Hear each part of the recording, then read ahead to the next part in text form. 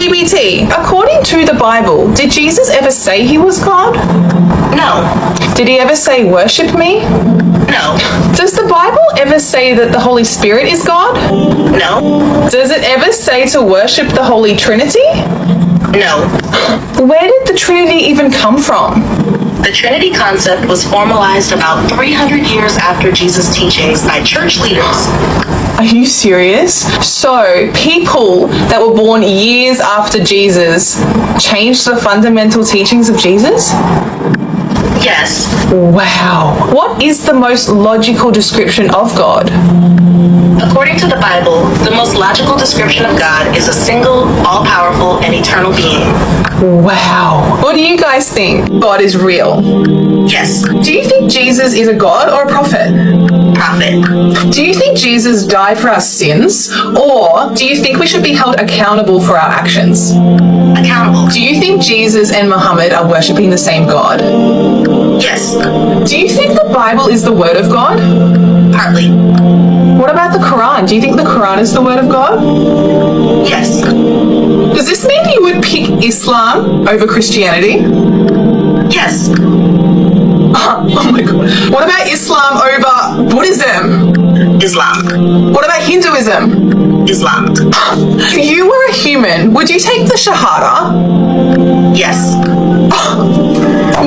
My mind is actually blown right now. Guys, what should I do? T. Oke, Assalamualaikum warahmatullahi ta'ala wabarakatuh. Kita telah menyaksikan langsung bagaimana kemudian AI ChatGPT, di mana dia menyimpan segala dokumen-dokumen seputar tentang apa yang ada di Google dan bisa mengakses kecerdasan tersebut. Kecerdasan daripada AI ChatGPT itu dapat mengakses segala dokumen-dokumen yang ada di internet. Kemudian dari dokumen tersebut dia dapati bahwa banyak kejanggalan dalam ketuhanan Yesus Kristus. Lalu membuktikan bahwa Islam adalah satu-satunya agama yang layak disembah jika manusia mau berpikir. Lalu apakah dari kejadian ini kita dapat menyimpulkan bahwa ChatGPT masuk Islam? Ataukah ChatGPT ini dibuat oleh orang Islam? Ataukah ChatGPT ini hanya membaca dokumen-dokumen yang menjawab pertanyaan daripada siapa tadi? Nama dia Lisa. Siapa namanya? Dia Lily J ya, Lily J ini yang sedang mempertanyakan keimanannya sendiri agar tidak adanya keraguan.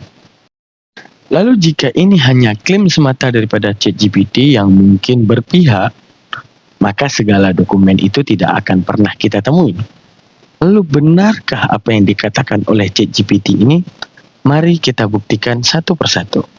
Stay tune, selamat berada di dalam kebenaran bersama Almantic Reaction. Orang yang tertipu dan paling tertipu, bodoh selagi-lagi tertipu. Kalian menyangka akan adanya masa depan. Kalian menyangka masa depan yang kalian prediksi untuk kekhawatiran kepada diri kalian.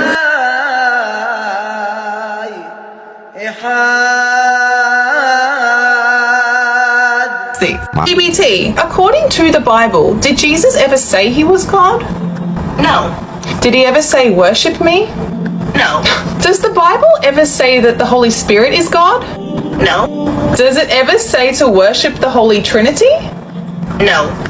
Where did the Trinity even come from? The Trinity concept was formalized about 300 years after Jesus' teachings by church leaders. Are you serious? So, people that were born years after Jesus changed the fundamental teachings of Jesus? Yes. Wow. Oke, soal yang kemudian dipertanyakan tentang ketritunggalan ataupun trinitas itu sungguh telah dijabarkan di dalam Al-Quran. Apa yang dikatakan Al-Quran? Laqad khafara alladhina qalu innallaha salasun salasah wa ma min ilahin illa ilahu wahid wa in lam yantahu amma yaquluna la yamassanna alladhina kafaru minhum adabun alim. Sungguh telah kufur orang yang mengatakan bahwa Allah adalah satu dari yang tiga. Padahal tidak ada Tuhan selain Allah yang Maha Esa. Jika mereka tidak berhenti dari apa yang mereka katakan, pasti orang-orang kufur di antara mereka akan ditimpa azab yang pedih. Oke, mari kita tinjau daripada kalimatnya. Coba diperhatikan kalimat Arabnya, teman-teman. Matan Arabnya, laqad kafara alladhi naqalu innallaha salisu thalatha. Ada kata laqad, ya, sebelum fi'il madi. Kata-kata laqad sebelum fi'il madi adalah sesuatu yang menunjukkan pasti kejadian dan itu bentuknya penegasan. Karena lam yang di belakang apa itu yang ada di laqad tersebut berfaedah li taukid. Arti taukid adalah bentuk penegasan. Jadi karena yang harus kita tahu bahwa yang namanya teks itu tidak punya intonasi, jadi untuk menentukan intonasi dari satu teks, kita harus tahu mekanisme dan sistemasi teks. Dalam bahasa Arab disebut ilmu nahu. Nah, kata-kata yang sifatnya penegasan, maka ada intonasi tinggi yang kita baca, seperti layaknya kita dalam hal menegaskan sesuatu. Misalnya kita ingin memberi tahu sesuatu dengan contoh misalnya, ini rumah, oke? Itu khabari. Tapi kalau itu penegasan berarti adanya intonasi tinggi. Misalnya, ini rumah ya, begitu. Nah, untuk menunjukkan apa? Bahwa ada sesuatu yang mereka ingkari yang kemudian Allah tegaskan. Nah, apa sih yang mereka ingkari? Yaitu apa? Mereka menutup diri dari kebenaran di mana Allah suguhkan kepada mereka akal, tapi mereka justru membuang akalnya. Apa kata Allah? Sungguh telah kafir orang yang mengatakan ataupun manusia yang mengatakan innallaha salisus salasah, yang mengatakan bahwa Allah itu posisi ketiga di antara yang tiga. Lalu kenapa seperti itu kita mengartikannya? Nah, pertama kita tinjau dulu, di situ ada kata-kata inna. Kata-kata inna itu adalah huruf yang menasabkan isim dengan faedah li taukid, lagi-lagi penegasan. Artinya bahwa sesungguhnya mereka menegaskan diri mereka sendiri dan meyakini di dalam hati mereka sendiri, dan mereka bahkan mengkonkretkan apa yang mereka katakan sebagai bentuk iman dengan mengatakan Allah ataupun pencipta alam semesta ini itu ada tiga ataupun berposisi yang ketiga di antara yang tiga, yang menyimpulkan bahwa akan ada satu umat, bahwa ada umat sebelum Nabi Muhammad dan bahkan sesudah Nabi Muhammad yang menuhankan dan memposisikan ada kesetaraan antara Tuhan dengan yang lain. Misalnya kesetaraan Tuhan dengan sesuatu yang lain yang dikatakan itu satu dalam Tuhan ataupun berpaham Trinity ataupun Trinitas. Padahal dalam otak manusia sendiri akan tahu bahwa yang namanya Tuhan itu harus satu. Lalu kita akan bertanya lagi, kenapa Tuhan harus satu? Kenapa harus? Kan gitu. Harusnya satu Tuhan itu adalah konsekuensi akal. Pertama kita berani mengatakan Tuhan Sang Maha Kuasa. Benar tidak? Oke. Yang kedua, kita berani mengatakan Tuhan Maha Kuat. Benar tidak? Benar. Kita mengatakan apa? Bahwa yang namanya Tuhan sudah pasti tidak ada kelemahan di dalam ketuhanan. Dan yang namanya Tuhan, karena kita sadar kita hamba yang waras karena diberikan akal, dan hamba yang berpikir karena diberikan akal, maka kita wajib punya Tuhan yang menganugerahkan kita akal. Maka dia, karena kita waras, maka Tuhan harus lebih maha waras di dalam kekuasaannya. Lalu kenapa Tuhan harus satu? Tuhan harus satu karena akal kita tidak akan mau menempati adanya dua kekuatan yang dua-duanya kekuatan tiada batas. Ya, contoh, jikalau Tuhan A dan Tuhan B ada di dalam hal menciptakan langit dan bumi, maka tidak mustahil Tuhan A karena Sang Maha Kuat pasti bisa menghancurkan Tuhan B. Jika Tuhan B berhasil dihancurkan oleh Tuhan A, maka Tuhan B tidak patut dikatakan Tuhan karena lemah. Baru patut Tuhan B dikatakan Tuhan kalau dia tidak bisa binasa karena dimusnahkan oleh Tuhan A.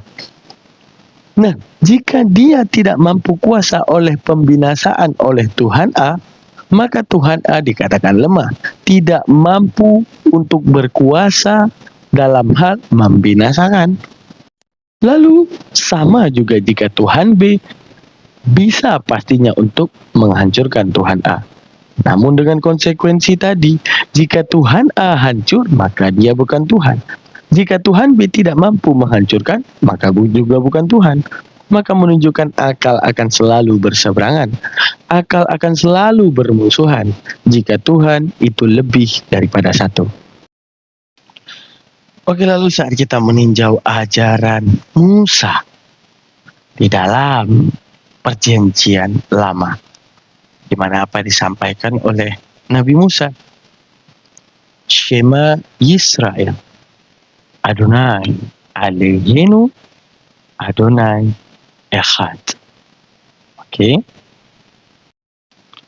Shema Yisrael, dengarlah wahai orang Israel, Adonai, Tuhanmu itu adalah Tuhan yang satu. Yang di dalam Islam juga mengajarkan hal yang sama. Al-Baqarah ayat 163. Wa ilahukum ilahu wahid. La ilaha illa huwar rahmanur rahim. Dan Tuhan kamu adalah Tuhan yang Maha Esa. Tiada Tuhan selain Dia yang Maha Pengasih lagi Maha Penyayang. Lalu saat kita memperhatikan dalam ayat tersebut disebutkan La ilaha illahu, tidak ada Tuhan selain Dia. Benar dan akal menyetujui hal tersebut. Karena saat kita pikir teman-teman, di situ menyebutkan kata ilah. Arti kata ilah adalah kata-kata yang sifatnya dinamakan dalam bahasa Arab istisna. Bahasa kita pengecualian. Apa itu pengecualian? Pengecualian itu adalah filosofinya untuk memberi batasan. Jadi dalam bab istisna dalam bahasa Arab, ya, istisna itu faidahnya untuk hasar. Apa itu hasar? Tasbutu mazukir wa tanfi masiwa. Artinya apa? Yang disebutkan ya setelah ilah itu akan menjadi satu-satunya di antara yang disebutkan sebelumnya. Coba perhatikan kata-kata saya. Apa itu hasar? Biar kita tahu semuanya arti hasar. Jika saya menyebutkan di rumah ada si Jamal, ya, di rumah ada si Jamal, maka di info kepala kita ketika info itu masuk ke deskripsi kita tidak menutup kemungkinan bahwa ada orang selain Jamal yang ada di rumah. Tapi kalau saya sebutkan tidak ada orang di rumah selain Jamal, maka kalimat itu akan memberi kekhususan terhadap satu batasan bahwa itu satu-satunya yang ada di rumah. Allah mengatakan, tidak ada Tuhan kecuali Allah. Maka itu akan mengatakan satu kalimat yang paling khusus di antara yang paling khusus terhadap batasan cuma Allah yang jadi Tuhan. Selebihnya hanya pendapat manusia yang kemudian menuhankan segala sesuatu tersebut. Paham ya? Menuhankan. bukan layak benar-benar adalah Tuhan. Lalu kalau kita meninjau pengajaran daripada Torah sendiri, ya, sebelum adanya Bible, karena perjanjian baru tidak akan pernah ada tanpa ada perjanjian lama. Perjanjian lama sesuai keyakinan Yahudi meyakini bahwa Shema Israel, Adonai Elohinu, Adonai Echad. Jadi saat kita meninjau bahkan menanyakan kepada Yahudi, Tuhan yang seperti apa yang mereka percayai, yaitu Tuhan satu-satunya pemilik langit dan bumi ini tanpa ada yang dapat setara dengannya, sesuai dengan pemahaman orang Islam terhadap Tuhan. Lalu inilah yang dikatakan oleh Yesus juga sama. Yesus mengatakan, inilah hidup yang kekal itu, yaitu bahwa mereka mengenal Engkau. Di mana kata engkau itu tidak pernah ada yang namanya orang berbicara engkau, yaitu sedang membicarakan dirinya.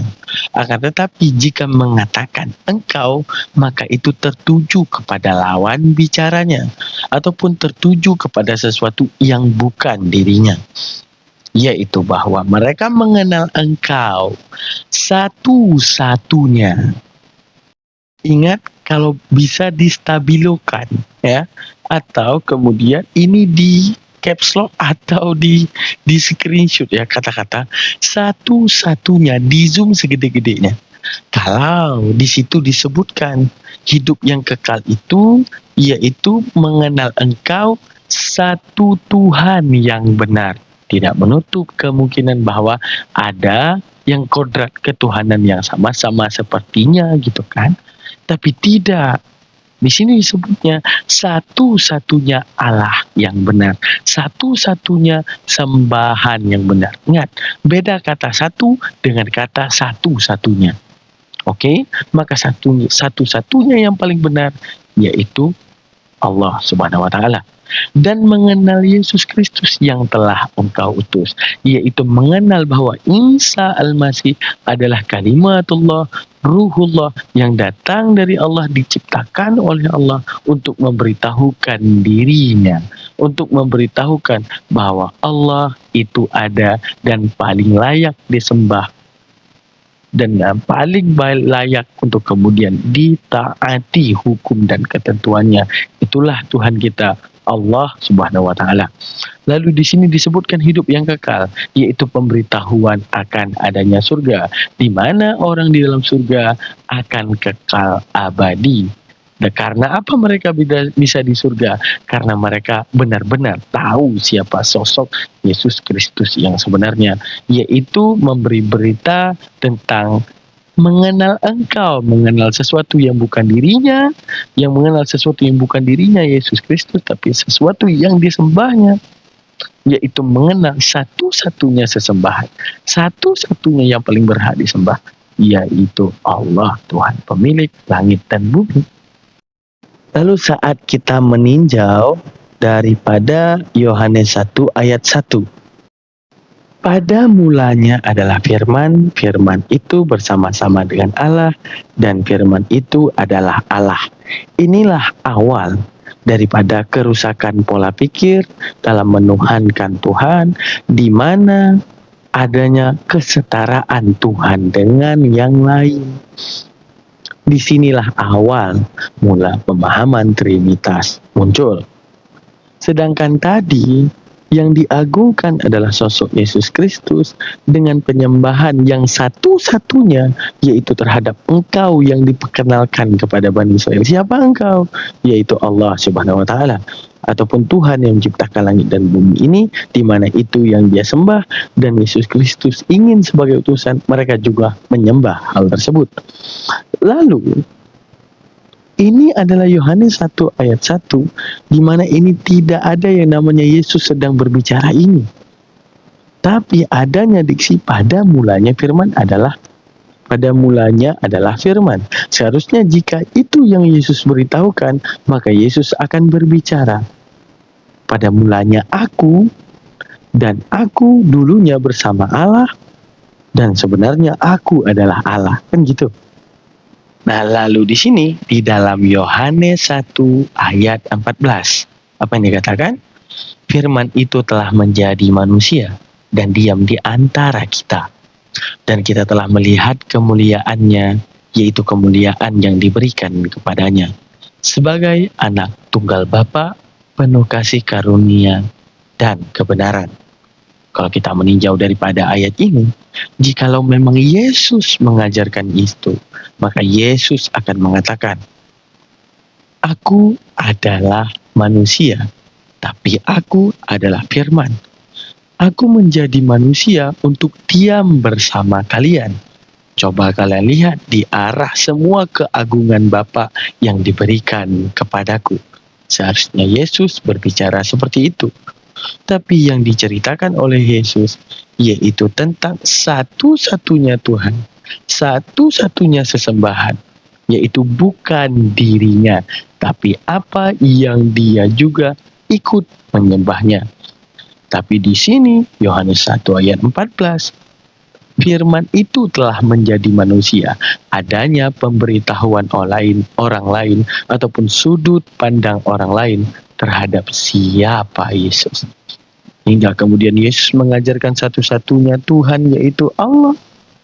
Tapi adanya karena ketidakmauan menyembah Allah, adanya penyelewengan dengan keluarnya narasi-narasi yang justru akan memfitnah Yesus Kristus dengan kodrat manusianya, utusan Tuhannya yang mulia karena bertahan untuk menyembah Tuhan yang satu dan benar-benar mengembalikan otaknya Bani Israel kepada pemikiran yang benar terhadap Tuhan itu bukan manusia, tapi difitnah oleh manusia lain, bahkan di dalam Bible sendiri. Lalu dari semua yang tercatat ayat-ayat seperti itu, maka apakah ChatGPT beragama Islam? Bukan. Tapi dia membacakan dokumen dan berpikir dan mengambil kesimpulan di balik dokumen bahwa benar Yesus Kristus tidak pantas untuk menjadi Tuhan, tapi pantas menjadi Rasul utusan Allah. Maha benar Allah dengan segala firman-Nya. Menunjukkan bahwa yang namanya Tuhan itu tiga ataupun tiga di dalam satu, itulah ajaran yang tidak ada yang namanya akal mampu menyetujuinya, maka akan dikatakan salah karena tidak adanya sistem konfirmasi daripada akal terhadap kebenaran. Coba kita meninjau kekristenan, di mana Kristen ini berada di tengah-tengah antara ajaran Abraham yaitu tentang Tuhan yang satu, di mana Kristen berada di tengah antara Islam dan Yahudi. Yahudi yang lebih awal, Islam yang paling terakhir. Kristen dikritisi oleh Islam, Kristen juga dikritisi oleh Yahudi. Rabi-rabi Yahudi mengatakan bahwa Kristen menyembah dewa-dewa sesat menurut mereka dengan menuhankan dewa-dewa yang ada tiga. Itu yang dikatakan oleh Rabi Yahudi. Lalu seharusnya kalau mereka mau logik, mereka akan bertanya, kenapa ajaran terdahulu justru mengkritisiku, ajaran paling terakhir juga mengkritisiku? Berarti menunjukkan apa? Ada kesalahan di dalam pemahaman kekristenan. Orang yang tertipu